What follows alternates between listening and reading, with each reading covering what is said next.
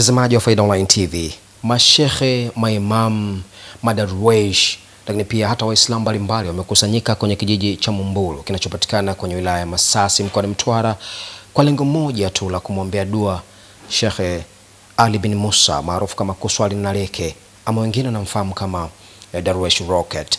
Wamekusanyika kwa ajili ya kuweza kuomba dua pamoja, ikiwa ni kumkumbuka na kumwombea kheri mara baada ya kifo chake ambacho kimetokea pale jijini Dar es Salaam, na kusafirishwa maiti yake na kuja kuzikwa nyumbani kwao, kwenye ardhi ya nyumbani kwao kabisa, pale kijiji cha Mumbulu kwenye wilaya hiyo ya Masasi.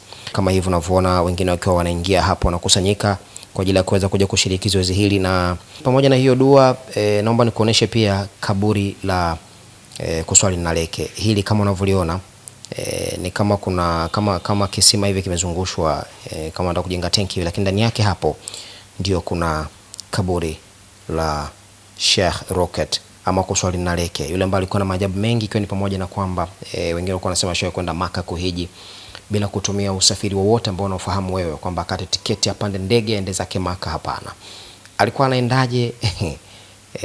Ni makarama ambayo alikuwa nayo, lakini pia alishawahi kuwa askari polisi, akahudumu kwa kipindi fulani pale katika wilaya ya Lindi, lakini kabla hajaamua kuachana moja kwa moja na hiyo kazi, na akaingia kujikita kutangaza dini ya Kiislamu. Faida Online TV tumekuandalia taarifa hii. Mimi naitwa Karim Faida, hii ni Faida Online TV. Tafadhali baki nasi.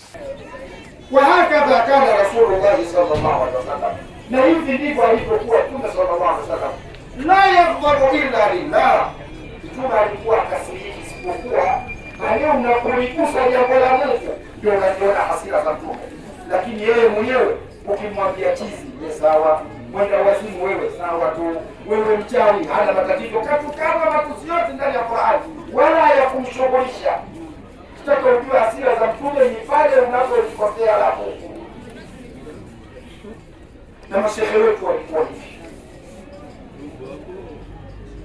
Mfano ni shehe wetu Sheikh Muhammad Nasr Al-Qadiri, alikuwa ana maskhara kwa muridi anavyokuona hauswali, sote mashuhuda.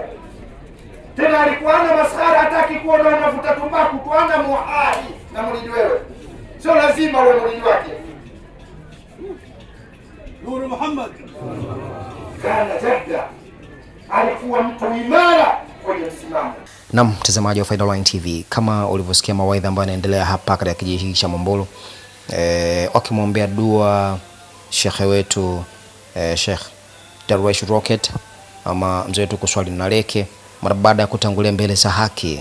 Unaona wakiwa wamekusanyika hapa madarwesh wenzake, lakini pia masheikh, maimam, Waislamu mbalimbali pia kwa ajili ya kuweza kumwombea dua huko aliko. Basi Mwenyezi Mungu aiweke roho yake mahala pema peponi. Na umeona pia nimekuonyesha kaburi lake, wendo ulikoje kuliona. Hapa ndipo alipozikwa mzee wetu Kuswali Naleke.